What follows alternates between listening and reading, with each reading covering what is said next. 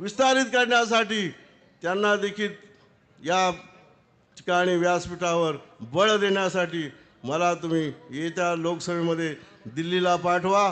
सांगतो, थांबतो. जय हिंद, जय भारत, जय महाराष्ट्र. धन्यवाद साहेब.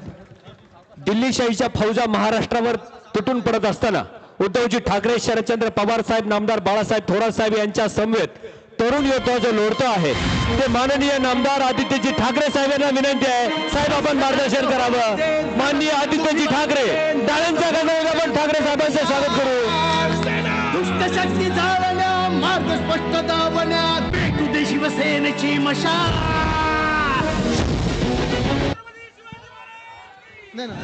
जय भवानी. अरे आवाज कोणाचा? जय महाराष्ट्र. बसा बसा.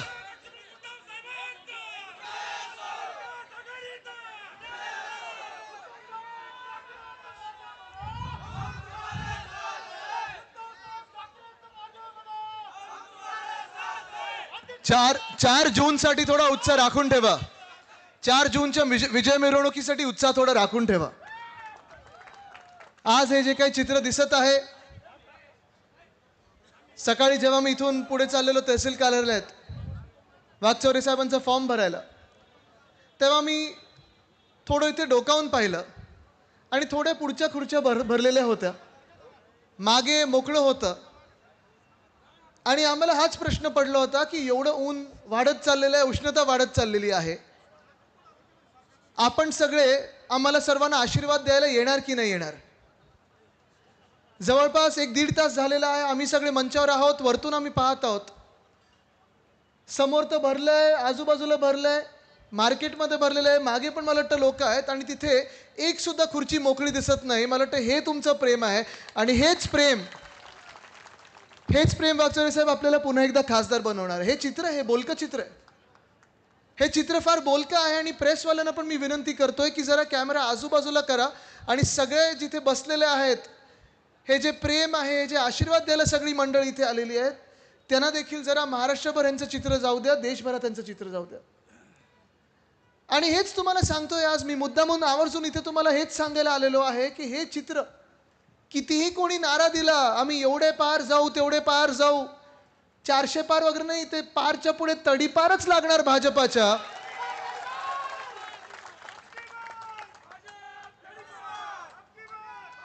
कारण देशभरात हेच वातावरण सगळीकडे दिसत आहे.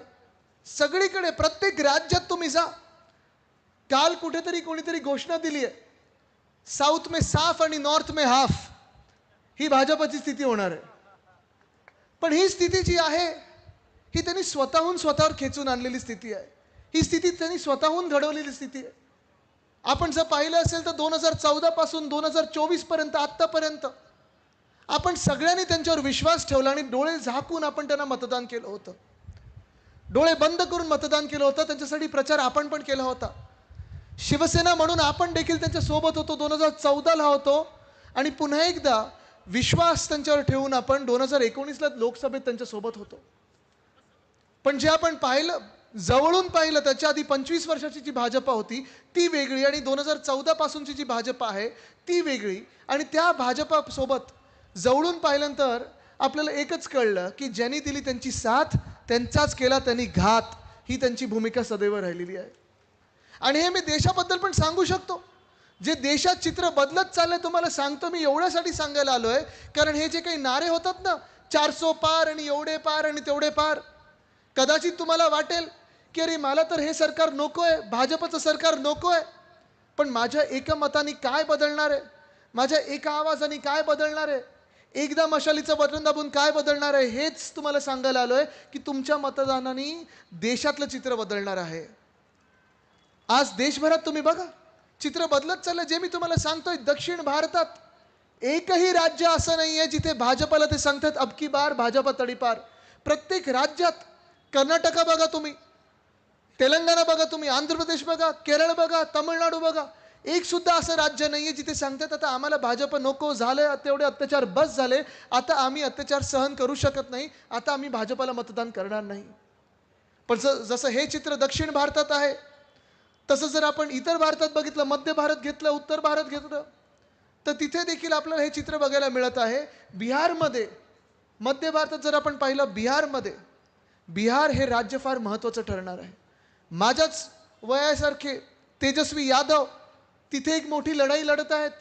आपल्याशी जशी इथे गद्दारी झाली तशी तिथे देखील नितीश कुमारजींना तिथून पूर्णपणे बाजूला काढण्यात आलं. त्यांनी पलटी मारली आणि ते पुन्हा एकदा गेले भाजपसोबत. आता तसं जर पाहायला गेलं तर 2014 पासून 2024 पर्यंत या 10 वर्षामध्ये अनेक वेळा तिकडे भाजपला मतदान केलेलं आहे तिकडच्या लोकांनी, आणि अनेक वेळा त्यांनी ऐकलेलं आहे की आम्ही तुम्हाला एवढे 1000 कोटीचा पॅकेज देऊ आणि तेवढे 1000 कोटीचा पॅकेज देऊ.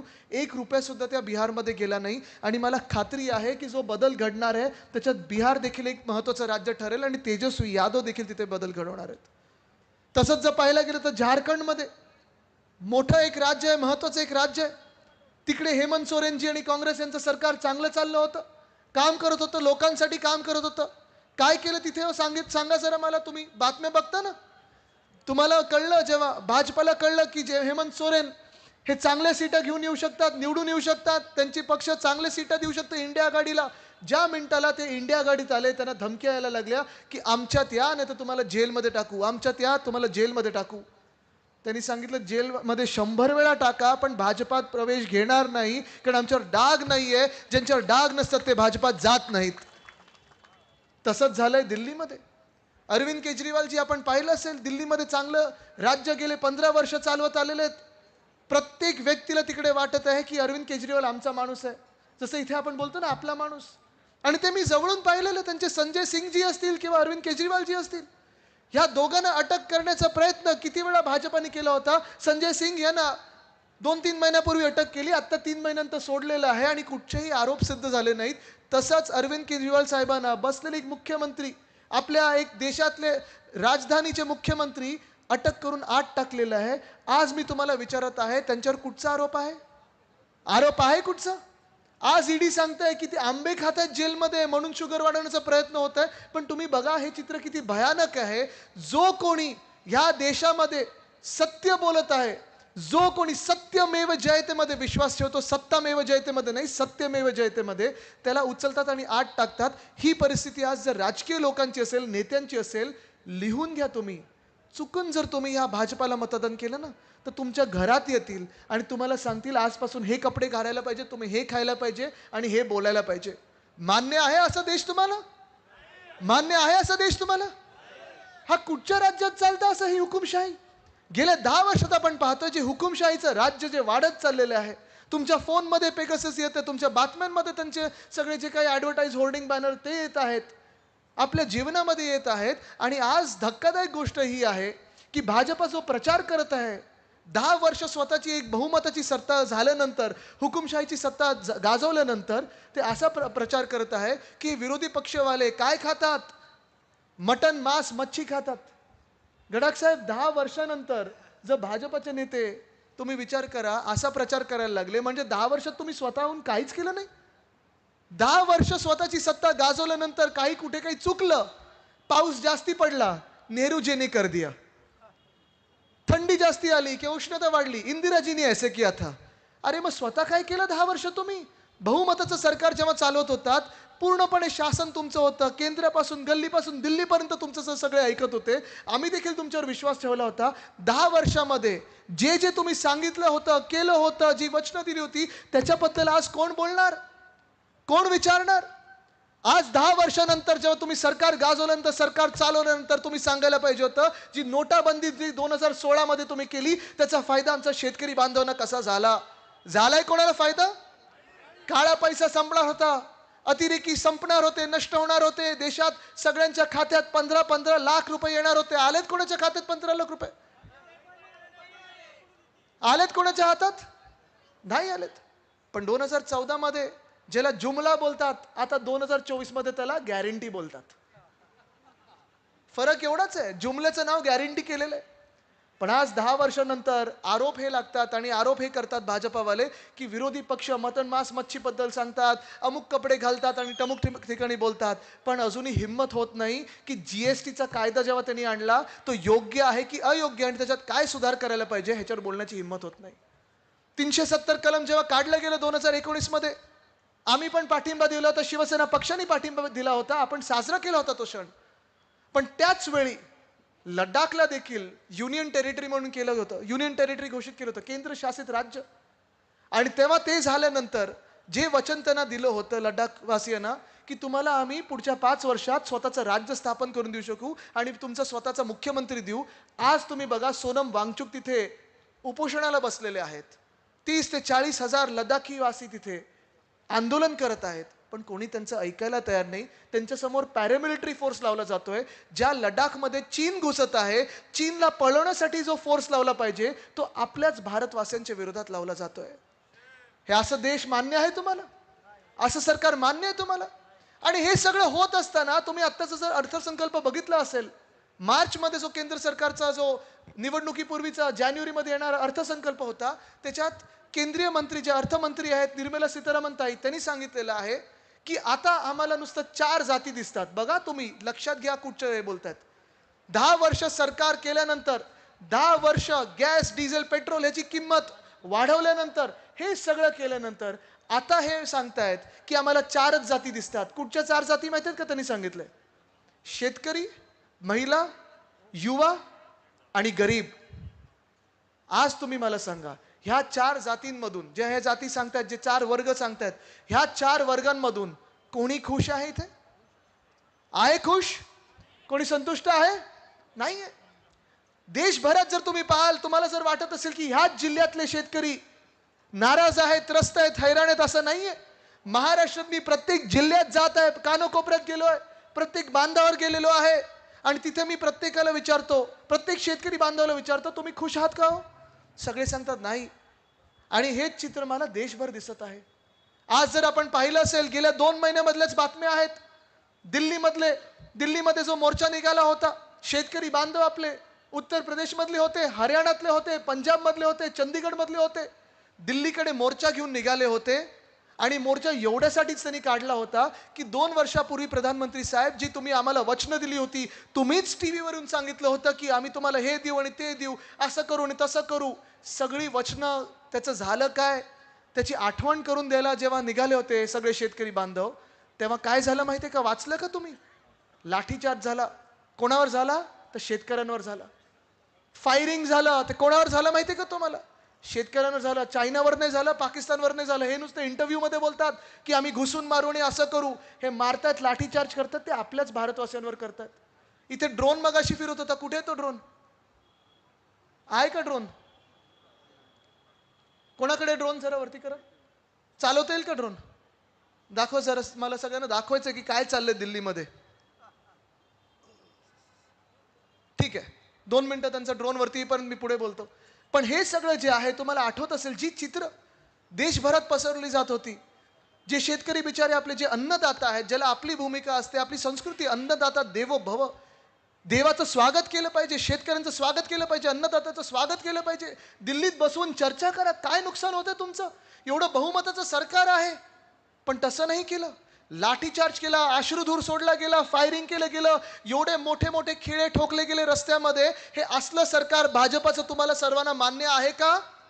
या सरकारसाठी तुम्ही मतदान करणार आहात का? नाही करू शकत आपण. कारण हे सरकार जो माझ्या अन्नदात्यावर लाठीचार्ज करतो, हे सरकार जे गोळीबार करतं, हे सरकार जे अत्याचार करतं, ते माझ्या अन्नदात्यावर करतं, त्या सरकार विरोधात मी लढणार, म्हणे लढणारच, ही शपथ घेऊन मी निघालोय रस्त्यावर. पण आज जे चित्र दिसतंय, भयानक चित्र अत्यंत दिसतंय देशामध्ये. आणि असं हे जे चित्र आहे ते गेल्या 2-2.5 वर्षात मला महाराष्ट्रामध्ये पण दिसायला लागलेलं आहे. आपल्याला आठवत असेल 2019 पासून 2022 पर्यंत जे आपलं महाविकास आघाडीचं सरकार होतं, उद्धव साहेब मुख्यमंत्री होते, प्रत्येक जिल्ह्यात प्रत्येक व्यक्तीला वाटत होतं, जातपात धर्म न बघता प्रत्येकाला वाटत होतं की उद्धव बाळासाहेब ठाकरे म्हणजे माझा कुटुंब प्रमुख आहे. ही भावना सगळ्यांमध्ये होती. आपल्याला आठवत असेल, उद्धव साहेबांनी हट्ट धरला होता 2014 ते 19 सरकारमध्ये की कर्जमुक्ती करा. तेव्हा देवेंद्रजींनी कर्जमुक्ती केली होती असं म्हणतात, पण ती कर्जमुक्ती शेतकऱ्यांची झाली नव्हती, होर्डिंग बॅनरवाल्यांची झाली होती. सगळीकडे छापले होते होर्डिंग होर्डिंग होर्डिंग. पण किती काय काय दाखले द्यायला लागायचे होते. किती दाखले द्यायला लागायचे त्यावेळी? हा, भावाला आणा, नातवाला आणा, ह्याला आणा, पंटूला आणा, मग कोण दुसऱ्या शहरातल्या मित्राला द्यायला लागायचे. आणि जेव्हा आपलं सरकार बसलं तेव्हा धक्कादायक अशी गोष्ट होती की ज्यांच्यासाठी आपण कर्जमुक्ती केली होती त्या सरकारने जाहीर केली होती, झालं होतं ऐतिहासिक कर्जमुक्ती आणि अमुक आणि तमुक, कमीत कमी लोकांना कर्जमुक्ती झाली होती. उलट लोकांचं टेन्शन वाढलं होतं. लोक बोलायचे, शेतकरी बांधव बोलायचे, जाऊ दे ती कर्जमुक्ती, आपले दाखले तिथे जात आहेत आणि आपला वेळ फुकट जातोय. पण जेव्हा उद्धव साहेब मुख्यमंत्री झाले, मला आठवतो तो क्षण, नागपूरचं अधिवेशन होतं. सगळ्या अधिकाऱ्यांना त्यांनी बोलवलं आणि त्यांनी सांगितलं, मी माझ्या शेतकरी बांधवांना एक वचन दिलंय की त्यांचं कर्ज मी मुक्त करून दाखवणार. आणि ते करून दाखवलं त्यांनी. ह्याला बोलतात ठाकरे गॅरंटी. ह्याला बोलतात ठाकरे गॅरंटी. 2 लाखापर्यंत ज्यांची ज्यांची कर्ज होती ती आपण पहिल्या टप्प्यात माफ केली, कर्जमुक्त केली ना सगळ्यांनी. ह्याला बोलतात ठाकरे गॅरंटी. ह्याला बोलतात महाविकास आघाडीचं सरकार. तसंच आपण पुढे येत असताना आपल्याला आठवत असेल, कोविडचा काळ होता, अर्थचक्र बंद पडलं होतं. आणि हे अर्थचक्र बंद पडल्यानंतर देखील जेव्हा जेव्हा आपल्या शेतकरी बांधवावर ज्या काही आपत्त्या आल्या असतील, अवकाळी पाऊस असेल, सततचा लागणारा पाऊस असेल, कधी गारपीट असेल, काही नुकसान असेल, मंत्रिमंडळात आम्ही सगळेच चर्चा करायचो. गडाख साहेब असायचेच नेहमी, थोरात साहेब असायचे. आम्ही सर्व नेते, म्हणजे शिवसेना असेल, राष्ट्रवादी काँग्रेस, जी सगळी आपली महाविकास आघाडीच्या विचाराची लोक होती, हे सगळे लोक आम्ही आवर्जून आग्रह धरायचो, सगळ्या अधिकाऱ्यांना सांगायचो, पंचनामे त्वरित करा आणि जी मदत शेतकऱ्यांना जेवढी काही पोचू शकतो, कदाचित 100% नुकसान भरपाई करू शकत नाही, पण जेवढी मदत करू शकतो तेवढी करा. त्या वेळेला ती नुकसान भरपाई आली की नाही तुमच्या खात्यामध्ये? आली ना. आणि मग त्याचीच तुलना आत्ताच्या सरकारबरोबर करा. या गेल्या 2-2.5 वर्षामध्ये अवकाळी सरकार जे आपल्या डोक्यावर बसवलेलं आहे भाजपानी, मिंदे सरकार बसवलेलं आहे, जेव्हा जेव्हा गारपीट झाली, जेव्हा जेव्हा अवकाळी पाऊस झाला, सततचा पाऊस लागला, जेव्हा जेव्हा नुकसान झालं, ह्या मिंदे सरकारमधून, ह्या भाजपा सरकारमधून कुठचाही मंत्री तुमच्या शेतावर आलाय का? बघितलंय कधी कृषी मंत्री? गेल्या 2.5 वर्षामध्ये कृषी मंत्र्याचं नाव कधी आपण ऐकलंय का? पाहिले कृषी मंत्री कुठे होते? नाही पाहिलं. कारण त्यांचं कामं वेगळीच चालायची, ती आपल्या शेतकऱ्यांची कामं नसायचीच. आणि म्हणून आज मी तुम्हाला सांगतोय, आज शेतकरी बांधव म्हणून तुम्हाला विचारतोय, इथे शेतकरी बांधव किती आले जरा हात वरती करून दाखवा. सगळे शेतकरी आहेत ना? मग तुम्ही मला सांगा, तुम्ही कोणाच्या बाजूला उभे राहणार? ज्यांनी तुम्हाला मदत केली तुम्ही तुमच्यात राहणारे उद्धव साहेबांच्या बाजूने तुम्ही उभे राहणार, की ह्या मिंदे सरकार आणि भाजप सरकार बरोबर उभे राहणार? आज मी तुम्हाला विचारतोय, मी तरुण 33 वर्षाचा मुलगा आहे, मी तुम्हाला आज विचारतोय की माझ्या वयाची जी तुमची मुलं असतील, पुढची पिढी असेल, तुम्हाला तरी वाटतं का त्यांनी शेतीत यावं, शेती करावी असं वाटतं का तुम्हाला? उद्धव साहेब असतं तर तुम्ही केलं असतं, पण आता वाटतंय का तुम्हाला? का नाही वाटत आहे? नाही, बोला, मला ऐकून येतंय. काय झालंय? सोयाबीनला भाव नाही, कांद्याला बाजार नाही, कांदा निर्यात बंदी, दुधाचा विषय, पैसा नाहीये, बियाण्याचं काय महाग झालेत, खताचं काय? मग तुम्ही मला सांगा, ह्या अत्याचार करणाऱ्या सरकारला तुम्ही मतदान करणार का? ह्या लाठीचार्ज करणाऱ्या भाजपाला तुम्ही मतदान करणार का? हा जो ड्रोन फिरतोय ना, तुम्हाला एक उदाहरण देतो. आता ड्रोन मी जसं सांगतो तसं न्या, थोडं खालती आणा ड्रोन, जास्ती खालती नाही, आणि लोकांमध्ये न्या. अरे माझा व्हिडिओ नका करू, लोकांचे करा, तिथे द्या. आता थोडं लोकांमध्ये न्या ना, तिथे जनतेत न्या. आता मला सांगा, ह्या ड्रोनची भीती तुम्हाला वाटते का? नाही ना, बिंदास होता. पण का? तर आपल्याला माहिती आहे कॅमेरा आहे. आता तुम्ही विचार करा, केंद्र सरकारने, भाजपानी असाच ड्रोन शेतकऱ्यांवर नेला, त्यांना वाटलं कॅमेरा येतोय, त्याच्यात काय होतं माहिती आहे का? अश्रुधूर. ह्या अशा भाजपाला तुम्ही मतदान करणार आहात का? नाही ना. आपलं ठरलं ना, मग उद्धव साहेबांच्या बाजूने उभं राहायचं, महाविकास आघाडी सोबत राहायचं. कारण आपण तर सांगतोय MSP लागू करा, स्वामीनाथन आयोग, एका बाजूला स्वामीनाथन साहेबांना भारतरत्न दिलं, दुसऱ्या बाजूला त्याच शेतकऱ्यांना तुम्ही लाठीचार्ज करता. ही कुठची भाजप आहे? ठीक आहे, तर ड्रोन थोडा बाजूला न्या. दुसरा जो वर्ग आहे, युवा वर्ग आहे, जे निर्मला सीतारामन ताईंनी सांगितलं की आम्ही युवा वर्गाकडे लक्ष देणार आहे. आज मी तुम्हाला सांगतो. बोला दादा, काय बोलायचं? बोला. बाहेरच्या लोकांकडे लक्ष नका देऊ, आपला महाराष्ट्र आपण घडवायचा आहे. दुसरा वर्ग इथे तरुण मुलं मुली किती आले? जरा 20शीतले असतील, 30शीतले असतील, हात वरती करा. सगळे तरुणच? नाही, नुसतं मनानी नाही, जिद्दीने पण असायला पाहिजे, मगच तरुण आपण समजतो. ठीक आहे. आता तुम्ही जो तरुण वर्ग आहे, तुम्ही मला सांगा, गेल्या 2-2.5 वर्षातली जी गोष्ट आहे, आपले अनेक उद्योग, जसं तुम्ही बघितलं, आपल्या आई वडिलांचे जे जनरेशनचे आहेत, त्यांच्या पिढीतले आहेत, ते सांगतात तुम्ही शेती करू नका, तुम्ही कृषी क्षेत्रात येऊ नका. बघितलं ना तुम्ही सगळ्यांनी? आणि काय कृषी क्षेत्राचे हाल झाले तुम्ही बघितलं. अन्नदाता आज नाराज आहे, हैराण आहे. मग साहजिक आहे, तुम्ही कुठे जाणार? इंडस्ट्री शोधतो ना आपण, MIDCत जातो, शहराकडे जातो, नोकऱ्या पाहिजे असतात आपल्याला. 2014 साली आपल्याला काय सांगितलं होतं? त्यावेळी भाजपाने सांगितलं होतं प्रत्येक वर्षी आम्ही 2 कोटी नोकऱ्या या देशातल्या तरुणांना देऊ. 10 वर्षात तरी 2 कोटी नोकऱ्या आल्यात का कोणाच्या नशिबात? आल्यात कोणाकडे? आपलं महाविकास आघाडीचं सरकार असताना मला होता, आणि तेव्हा देखील 6.5 लाख कोटीची गुंतवणूक आपण ह्या राज्यात आणू शकलो. मी होतो, सुभाष देसाई साहेब होते, नितीन राऊत साहेब असतील, आम्ही सगळे द्यावसला गेलो होतो. कधी महाराष्ट्रात आपण मॅग्नेटिक महाराष्ट्र केला. आपण आपले उद्योग जे काही आहेत ते तर वाचवलेच, कामगारांना वाचवलं, कामगार कायद्यांना आपण त्यांच्या बाजूनी राहिलो. पण आज आपण पाहतोय कामगार कायदे तर ह्या बदलायचेच आहेत. हे fixed term employment, contract employment आणायचं आहे. आणि त्याहूनही पुढे भीतीदायक म्हणजे आपल्या देशामध्ये नोकऱ्याच निर्माण होत नाहीयेत, तर आपण जाणार तरी कुठे? आपल्या वेळी जसं आपण सांगितलं, कामगार कायदे बदलू नाही दिले, अजून कडक करण्याचा प्रयत्न केला. आपल्या वेळी कामगारांच्या हक्काचं बोललो, ते उद्योगपत्यांच्या देखील हक्काचं बोललो. कारण उद्योगपती जगले तर कामगार जगतील, कामगार जगले तर उद्योगपती जगतील, ही आपली भूमिका आहे. पण हे होत असताना आपण जेवढे उद्योग वाढवू शकलो आपल्या राज्यामध्ये, जेवढी गुंतवणूक आणू शकलो, गेल्या 2.5 वर्षामध्ये तुम्ही एक तरी नवा उद्योग ह्या राज्यात आलेला ऐकलाय का? बघा, प्रचाराची गरजच नाही काढणे साहेब, सगळ्यांना माहिती आहे. सुनील शिंदेजी सगळ्यांना माहिती आहे. ठीक आहे, चला आपण मोजूया गुजरातला काय काय गेलं ते मोजूया. पहिली गोष्ट काय गेली? वेदांत फॉक्सकॉन, बरोबर ना?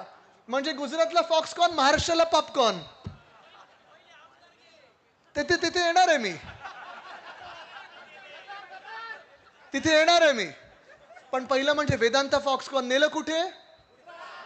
बलड्रग पार्क नेला कुठे? मेडिकल डिव्हाइस पार्क नेला कुठे? एअरबस टाटा नेलं कुठे? वर्ल्ड कपची फायनल नेली कुठे? मला तुम्ही सांगा, जे सांगतात पुत्रप्रेमामुळे राष्ट्रवादी काँग्रेस आणि शिवसेना फुटली, मग भारत के पुत्रप्रेमामुळे वर्ल्ड कप हरला नव्हता?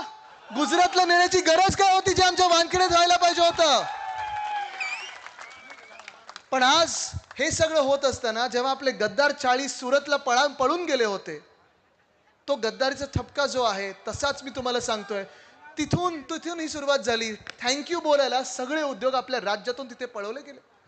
सगळे एक उद्योग इथून नेत असताना हा विचार कधी मिंदे सरकारने केला नाही, हा कधी विचार ह्या फुटलेल्या राष्ट्रवादीच्या गद्दारांनी केला नाही, हा विचार कधी भाजपाने केला नाही की प्रत्येक पाऊल त्यांचा महाराष्ट्र विरोधी होतं, प्रत्येक पाऊल त्यांचं महाराष्ट्र द्वेष्टांचं पाऊल होतं. ही जनता हे बघेल हा त्यांनी विचार केला नव्हता. त्यांना वाटलं होतं की 50 खोके जसे वाटून खासदार आमदार पळवले तसं महाराष्ट्र जिंकून येतो. पण महाराष्ट्र स्वाभिमानी महाराष्ट्र, तुम्ही तसा महाराष्ट्र विकत घेऊ शकत नाही. आज नोकऱ्यांसाठी आपण जायचं तरी कुठे? प्रायव्हेट इंडस्ट्री नाही आहेत. नोकर भरतीसाठी जर आपण गेलो तर आपण पाहतो की जो पेपर आपण देतो, तलाठी भरतीचा पेपर होता, 200 मार्क जिथे मिळायला पाहिजे होते तिथे किती मार्क मिळाले? 214 मार्क मिळाले. म्हणजे ईव्हीएम यांनी वोटिंग सारखं त्यांनी केलं, काय पेपर ईव्हीएम ने दिल्यासारखं केलं. पण महत्वाची गोष्ट तुम्ही लक्षात ठेवा, आज नोकर भरतीमध्ये संधी नाही. जी आपली तरुण मुलं मुली वर्षानुवर्ष अभ्यास करतात, पेपर द्यायला जातात, पेपर फुटतो आणि मग ती स्वप्न चिरडली जातात. आज मी तुम्हाला शब्द देत आहे की ज्या मिनिटाला केंद्रात आपलं सरकार बनेल, या पेपर फुटी विरोधात आपण एवढा कायदा कडक करू की जो पेपर फोडेल त्याला फोडल्याशिवाय राहणार नाही. हा शब्द आज तुम्हाला मी देत आहे इथे. पण आज ही परिस्थिती एक बाजूला तरुणांची असताना हातात नोकऱ्या नाही, जॉब्स नाहीत. आज आपण बघतो हे दोन्ही वर्ग हैराण आहेत. शेतकरी हैराण आहेत, तरुण हैराण आहेत. दुसरे जे 2 पुढचे वर्ग आहेत ते म्हणजे महिला आणि गरीब. ह्यामध्ये जर आपण पाहायला गेलं तर आज ह्या मंत्रिमंडळामध्ये, या राज्याच्या मंत्रिमंडळामध्ये जे घटनाबाह्य सरकार आहे, ह्याच मंत्रिमंडळामध्ये असे जे 2 मंत्री बसले आहेत, एक मंत्री असे आहेत ज्यांनी एका महिला खासदाराला म्हणजे सुप्रियाताईंना अनेक वेळा त्या कॅमेऱ्यावर चॅनलवर येऊन घाणेरड्या शिव्या दिल्यात. बरोबर आहे नाही गद्दार? बरोबर ना? तुम्हाला माहिती आहे तो मंत्री कोण आहे? उद्धव साहेबांचं सरकार असतं, आपलं महाविकास आघाडीचं सरकार असतं, एका मिनिटात लाथ मारून काढलं असतं, गेट आउट ज्याला सांगितलं असतं त्याच्या मांडीला मांडी लावून आज बसलेले आहेत. आज आपण पाहतोय महिलांवर अत्याचार वाढत चाललेले आहेत. एका बाजूला गुंड लोक मंत्रालयात जाऊन रील बनवत आहेत, दुसऱ्या बाजूला आपण पाहतो एक मंत्री असे बसलेत त्या मंत्रिमंडळात जिथे त्यांच्यावर घाणेरडे आरोप झाले. अनेक महिलांनी त्यांच्यावर घाणेरडे आरोप लावले. उद्धव साहेबांनी ज्यांची हकालपट्टी करून टाकलेली त्यांना पुन्हा मिंदेनी यांना बाजूला बसवलेलं आहे. आज मी महिलांना विचारत आहे, हे असे मंत्री तुम्हाला मान्य आहेत का? हे असली लोक जेव्हा मंत्रिमंडळात बसतात तेव्हा तुम्हाला वाटतं का तुम्ही सुरक्षित आहात? आज 50% जे बिल आणलेलं होतं, जे भाजपाने आणलं, सांगितलं आम्ही आता महिलांना 50% आरक्षण देऊ पार्लमेंटमध्ये, कधी देणार माहितीये का? 2034च्या आधी तुम्हाला कधी आरक्षण मिळणार नाहीये. कारण त्याच्या अटीच अशा आहेत की सेन्सस पहिलं होणार, जनगणना होणार, त्याच्यासाठी अजून झालेली नाहीये ती. म्हणजे निवडणूक झाल्यानंतर कमीत कमी 1 वर्षानंतर सुरू होणार, त्याला लागणार 1 ते 1.5 वर्ष. ते झाल्यानंतर डिलिमिटेशनचं पूर्ण एक एक्सरसाइज होणार, त्याच्यात महाराष्ट्राच्या सीट कमी होणार, काही त्यांच्या आवडत्या राज्यांच्या वाढणार. ते झाल्यानंतर मग महिला आरक्षण येणार. म्हणजे तुम्ही विचार करा 2030-2034च्या आधी येणारच नाहीये. आणि हे सगळं होत असताना महिलांचा आवाज आपण पाहतोय असुरक्षित होत असताना मी आज तुम्हाला विचारतोय, भाजपा असा एक पक्ष आहे, भाजपाकडून जे गुजरातमध्ये कृत्य घडलं, बिल्किस बानो ह्या नावाच्या एका बाईवर काही वर्षांपूर्वी अत्याचार झाला होता, रेप झाला होता. तिच्या 3 वर्षाच्या तरुण मुलीला तिच्या डोळ्यांसमोर घरात तिच्या जाऊन चिरडलं होतं. तिचे जे अत्याचारी होते, तिचे जे रेपिस्ट होते, त्यांना अटक केली गेली होती. कोर्टाने सजा सुनावली की तुम्हाला जन्मठेप आहे, तुम्ही जेलमध्ये बसला पाहिजेत. गुजरातच्या सरकारने त्यांना अधिकार नसताना त्यांना जेलमधून बाहेर काढलं, त्यांची आरती ओवाळली, त्यांचे हार घातले आणि त्यांना भाजपाच्या प्रचार सभेत फिरवलं. हे अशा पक्षाच्या राज्यात तुम्ही कधी सुरक्षित असू शकता का? तुम्ही विचार करा. असू शकता? कारण आपली शिवसेना उद्धव बाळासाहेब ठाकरे पक्षाची आणि सगळ्या मित्रपक्षांची भूमिका हीच आहे की बिल्किस बानो ह्या बाईचं जातपात धर्म कुठचाही असेल, त्या रेपिस्टचा जातपात धर्म कुठचाही असेल, जो अत्याचार करतो महिलांवर, जो रेप करतो, त्याला फाशीच मिळाली पाहिजे, ही आपली भूमिका आहे. आणि ह्याला बोलतात सरकार. पण आज जसं मी सांगितलं, हे 3 वर्ग, निर्मला सीतारामन ताई, 3ही वर्ग तुमच्यावर खुश नाही आहेत. आणि मग 4था वर्ग जो तुम्ही सांगितला, गरीब असेल, वंचित असेल. आज आपण सगळेच तर गरीब आहोत या देशामध्ये. तुम्ही मला सांगा, जे 2014 आपल्याला सांगितलं होतं की डॉलरला आम्ही रुपयाच्या बरोबरीला आणू, आज डॉलर कितीला आहे, रुपये कितीला आहे सांगा मला. काल परवाकडे सगळ्यात खालती पडलेला रुपये आपल्याला दिसला 84 काय, मला वाटतं आरपार गेला तर 400 पार जाईल तो. पण डॉलर आणि रुपया कधी एकेला आलं नाहीये. तसंच GDP म्हणजे गॅस, डिझेल आणि पेट्रोल, जे सामान्य नागरिकाला कळतं. काय GDP जे अर्थतज्ञांना कळतं ते वेगळं असतं, पण आपल्याला जे GDP कळतं, गॅस, डिझेल, पेट्रोल. तुम्ही मला सांगा 2014ला गॅसची किंमत काय होती? अब क्या 400 पार, आता कितीला आहे? मग किंमत वाढली की कमी झाली आहे? वचनाचं काय झालं? डिझेल मला तुम्ही सांगा 2014ला किती होतं, आता किती झालंय? त्यावेळी आपण पण युपीच्या सरकार विरोधात सगळे आंदोलन करायचो, भाजप बोलायचे आता भारत बंद, की आपण उतरचो. भारत बंद, लाटाकाटे आपण खायचो. नेते हे झाले आणि केंद्रात डोक्यावर हे बसले. पेट्रोल कितीला होतं 2014ला आणि आता किती झालंय? मग तुम्ही मला सांगा, आज तुम्हाला हा 4था वर्ग, 4था स्तंभ, 4थी जात जी गरीब आहे, हे तरी तुम्हाला वाटते का खुश आहेत किंवा सुखावले गेलेले आहेत? मग नक्की तुम्ही मला सांगा, भाजपाचे नेत्यांनो, बोला दादा.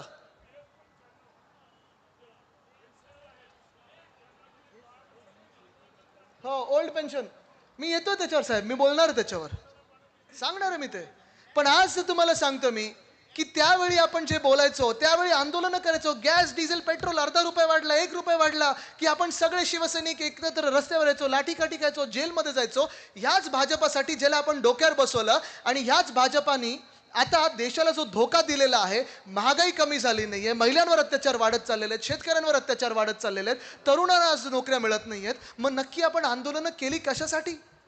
आज भाजपा जेव्हा 10 वर्षानंतर पुन्हा एकदा विचारते की काँग्रेसने क्या किया इतने सालों में? तुम्ही 65 वर्ष जेव्हा झाली तेव्हा विचारू शकत होतात की काँग्रेसने काय केलं, पण 75 वर्षानंतर पण तुम्ही सांगताय नेहरूंनी काय केलं आणि इंदिराबाईंनी काय केलं आणि काँग्रेसने काय केलं. मग ही मधली 10 वर्ष होती कोणाची?